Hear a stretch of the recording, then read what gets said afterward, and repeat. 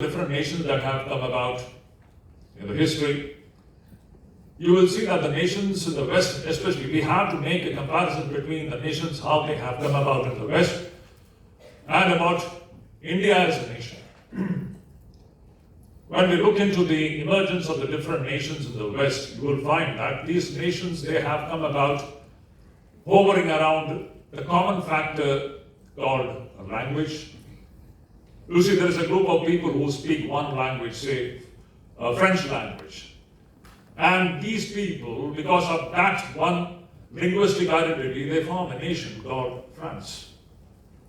And similarly, the Spaniards, the Germans, and so on, the Russians, the Chinese, they all speak one common language, and that gives them an identity that we are one nation. And that is how these nation states have come into existence. And there are several other factors also in this, like race is one factor. Kings, the great kings, there have been great monarchs in the West, and the people, they got connected with these monarchs, and then they formed a nation. Now, if we take these cases to understand what nation is or what goes into the making of nation, the next question comes: what went into the making of India as a nation? Was it language? Race? Did we have one king who ruled over the entire landscape of India, due to which we got our nationality? Was that the case? India's case is the most unique case in the entire history of humanity and on the planet itself. This is what Swami Vivekananda keeps on reminding us, that we are a totally different group of people who existed as a nation right from the ancient times. It's very interesting, when we were in the school, we were told that it is the Britishers who came and first made us a nation. And nothing could be a bigger lie than this great narrative which was built up by the Europeans. India existed as a nation from the most ancient times. But the question is, what went into the making of the Indian nation? It cannot be language, because we have, even today, we have thousands of dialects in this land, and more than 24 languages, recognized language in the Constitution of India. So right from the ancient times, this was a land where people spoke different dialects and different languages. So there was not one language which would give us a sense of identity throughout the length and breadth of this Indian subcontinent. So language was not the case.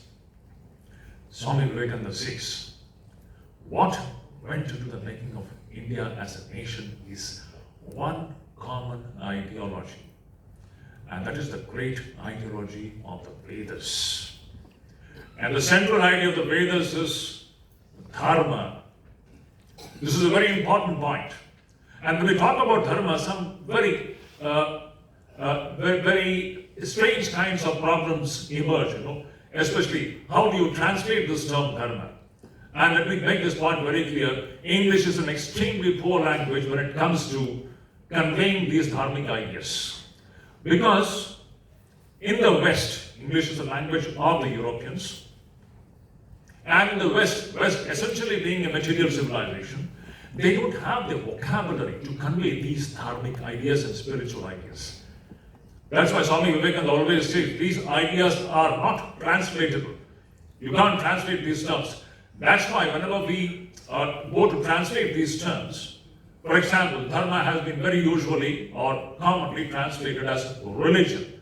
And now this is very much misleading to call dharma as a religion. Dharma and religion are totally two different concepts.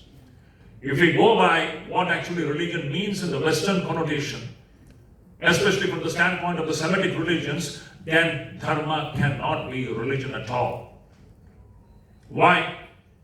For if you just go by the Semitic religious ideas, for them, for a certain system to become religious, you have to subscribe to one book. You have to subscribe to one church. And you have to believe in a Savior who alone can bring about redemption to you. And you have to subscribe to all these factors. And without subscribing to these factors, you can't be considered to be a religious person.